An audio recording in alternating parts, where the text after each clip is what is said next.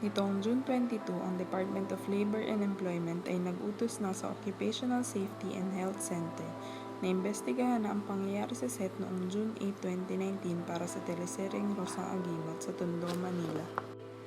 Ang taong bayan hanggang ngayon ay inis na inis sa GMA dahil ito ay ang tanging rason kung bakit may masamang nangyari kay Eddie na nagresulta sa kanyang kamatayan.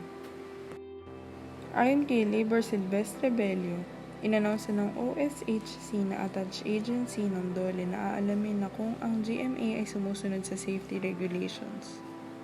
Dahil ayon sa balita, ang aktor ay hindi na isugod agad-agad dahil wala nga silang medico occupational safety officer na kasama sa set at hindi professional ang mga rumisponde kundi staff lamang.